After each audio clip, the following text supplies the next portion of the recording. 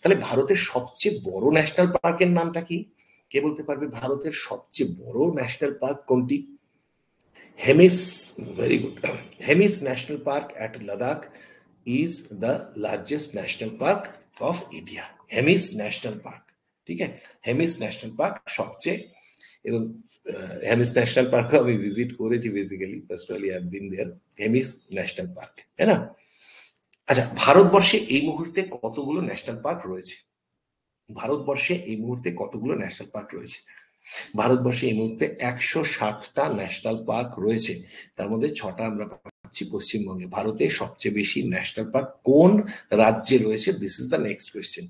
ভারতের ন্যাশনাল পার্কের সংখ্যা 107, সবচেয়ে বড় হেমিস লাদাখে রয়েছে, এবং সবচেয়ে যেটা পুরনো সেটা হলো উত্তরাখণ্ডে আমাদের জিম করবেট ন্যাশনাল পার্ক। তাহলে সবচেয়ে বেশি ন্যাশনাল পার্ক কোন স্টেটে রয়েছে?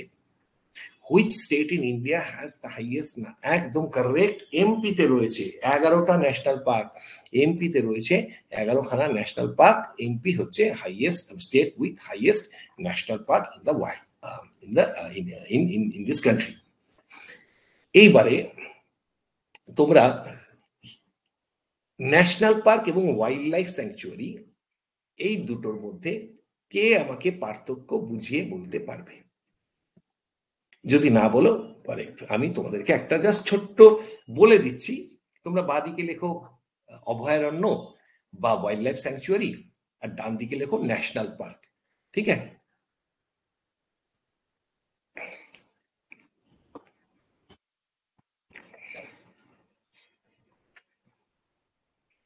এমপিতে 11টা রয়েছে গো, এমপিতে 11টা রয়েছে। MP is the state with highest national parks, total 11 national parks are there in MP. MP, ঠিক আছে? তাহলে বাঁদিকে লেখো অভয়ারণ্য। দেখো, অভয়ারণ্যের প্রথম বিষয়টা হলো যে অভয়ারণ্য পার্টিকুলার নির্দিষ্ট কোনো ফ্লোরা বা ফনা সংরক্ষণ, একদম বলছি আমি, ফ্লোরা বা ফনা সংরক্ষণের জন্য ব্যবহৃত হয়ে থাকে। National park wide range of flora and fauna, অর্থাৎ অভয়ারণ্য বলতে আমরা কোনো নির্দিষ্ট অ্যানিমালকে আমরা বুঝতে পারি, বা নির্দিষ্ট কোনো প্লান্টকে, তার ভ্যারাইটিকে কনজারভেশনের জন্য অভয়ারণ্য তৈরি হয়েছে, বা নির্দিষ্ট কোনো পাখিকে সংরক্ষণ করা হচ্ছে, ঠিক আছে? But national park wide range of flora and fauna. তারপরে কি, যে আমাদের হিউম্যান অ্যাক্টিভিটিস, যে মনুষ্য, আমরা অভয়ারণ্যের ভেতরে আমরা বুঝতেই পারছি না আমরা কখন ঢুকে পড়লাম অভয়ারণ্যের ভেতরে। বাট যখন তুমি একটা মানে হিউম্যান অ্যাক্টিভিটিস আর অ্যালাউড উইদিন, এটা লিখে রাখো কিন্তু, যে হিউম্যান অ্যাক্টিভিটিসকে অ্যালাউ করা হয়ে থাকে অভয়ারণ্যের ভেতরে। ন্যাশনাল পার্কের ভেতরে হিউম্যান অ্যাক্টিভিটিসকে অ্যালাউ করা হয় না। অভয়ারণ্য, ওই যে আমি বললাম তুমি ঢুকেও করেছো, আমি ইনফ্যাক্ট আজকেই অভয়ারণ্য হয়ে ফিরছিলাম, মানে I was coming back today, আমি বুঝতেই পারলাম না আমি কখন অভয়ারণ্য পেরিয়ে গেছি বা অভয়ারণ্যে ঢুকেছি। বেসিক্যালি কোনো ফিক্সড কোনো বাউন্ডারি নেই, রিজিওনাল কোনো বাউন্ডারি আমার অভয়ারণ্যের ক্ষেত্রে থাকছে না। শুনতে একটু ক্লাসে আছি, হ্যাঁ। অভয়ারণ্যের ক্ষেত্রে আমাদের নির্দিষ্ট কোনো বাউন্ডারি থাকছে না, ওয়েরাস আমাদের ন্যাশনাল পার্কের ক্ষেত্রে boundaries are fixed and defined. অর্থাৎ আমরা ন্যাশনাল পার্ক বললেই কিন্তু অনেকটা কট্টর বিষয়টাকে দেখছি কনজারভেশনের ক্ষেত্রে, ঠিক আছে? ন্যাশনাল পার্ক, অভয়ারণ্য, তুমি মানে it's usually open for the people, অর্থাৎ মানুষ, তার মধ্য দিয়ে মানুষের বিচরণ সেটা নিষিদ্ধ নয়। এক তো অ্যাক্টিভিটিস, হিউম্যান অ্যাক্টিভিটিস অ্যালাউড হচ্ছে, আরেকটা হচ্ছে মানুষ অবাধে বিচরণ করছে অভয়ারণ্যের মধ্য দিয়ে। বাট ন্যাশনাল পার্কের ক্ষেত্রে ইউজুয়ালি কিন্তু এগুলো মানুষের জন্য ওপেন নয়। সার্টেন সিজন থাকে, এই যে এখন ব্রিডিং সিজন, তুমি কোনো ন্যাশনাল পার্কে বেসিক্যালি তুমি গরুমারা বা জলদাপাড়া ন্যাশনাল পার্কের ভেতরে তুমি কিন্তু ঢুকতে পারবে না। অন্য সময় তুমি ঢুকতে পারবে কিভাবে? উইথ প্রায়র পারমিশন, তারপরে তুমি ঢুকতে পারবে, তার জন্য তোমাকে টিকিট কাটতে হবে, বুকিং করতে হবে। এগুলো কিন্তু তোমার অভয়ারণ্যের ক্ষেত্রে কোনো ব্যাপার অ্যাজ সাচ কোনো ব্যাপার নেই, ঠিক আছে? আরেকটা সবচেয়ে বড় পার্থক্য যেটা, যে তোমরা জানো যে 2012 সালে জলদাপাড়া ওয়াজ বেসিক্যালি আ স্যাংচুয়ারি। এখনো অনেক মানুষ জলদাপাড়াকে স্যাংচুয়ারি বলে থাকে। কেন? যে বেসিক্যালি জলদাপাড়া অভয়ারণ্য যখন ছিল তখন তা এক শৃঙ্গ বিশিষ্ট গন্ডারের সংরক্ষণের জন্য।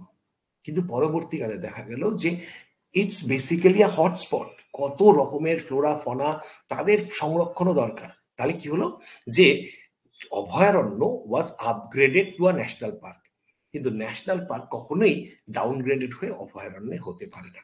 তাহলে প্রথম হলো একটা হচ্ছে অভয়ারণ্যে হিউম্যান অ্যাক্টিভিটিস অ্যালাউড থাকছে, ন্যাশনাল পার্কে হিউম্যান অ্যাক্টিভিটিস অ্যালাউড থাকছে না। এক্ষেত্রে মানুষের অবাধ বিচরণ হতে পারে, এখানে মানুষের বিচরণ অবাধ নাও হতে পারে। এটা একটা সার্টেন ফ্লোরা বা ফনার ক্ষেত্রে মানে জন্য করা হয়ে থাকে। এক্ষেত্রে ওয়াইড রেঞ্জ অফ ফ্লোরা এবং ফনা। এক্ষেত্রে তোমার আমি বললাম যে বাউন্ডারি সেটা সুনির্দিষ্ট নাও হতে পারে, এক্ষেত্রে বাউন্ডারিটা সুনির্দিষ্ট। এক্ষেত্রে আপগ্রেডেশন পসিবল অভয়ারণ্যের ক্ষেত্রে, বাট ন্যাশনাল পার্কের ক্ষেত্রে আপগ্রেডেশন মানে ডাউনগ্রেডেশন হয় না।